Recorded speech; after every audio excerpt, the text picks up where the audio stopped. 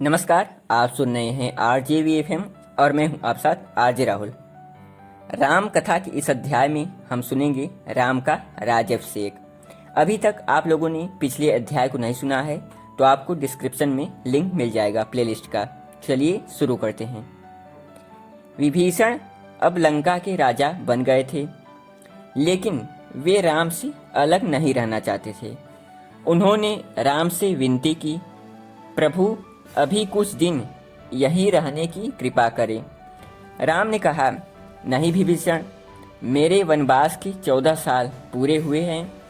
भरत मेरे लौटने की प्रतीक्षा कर रहे होंगे। उनकी प्रतिज्ञा है कि यदि मैं समय पर वहां न पहुंचा तो वह अग्नि में प्रवेश कर प्राण त्याग देगा। प्रभु मुझे भी अपने साथ ले चलो। मेरी बड़ी अभिलाषा है कि मैं आपका राज्याभिषेक देखूं। विभीषण ने विनती की। सुग्रीव भी राम के साथ जाने के इच्छुक थे, अतः सभी रावण के पुष्पक विमान में बैठे अयोध्या चल पड़े।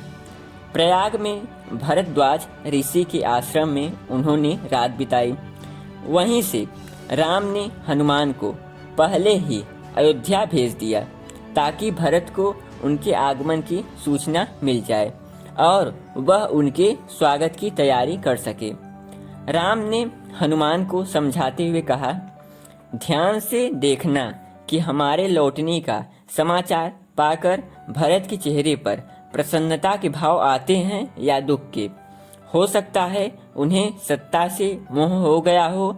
यदि वास्तव में ऐसा हो तो भरत राजकाज संभाले, मुझे कोई आपत्ति नहीं होगी। लेकिन हनुमान से शुभ समाचार पाते ही भरत की खुशी का ठिकाना न रहा। उन्होंने अपने सेवकों को बुलाया और उन्हें भव्य स्वागत की तैयारी का आदेश दिया।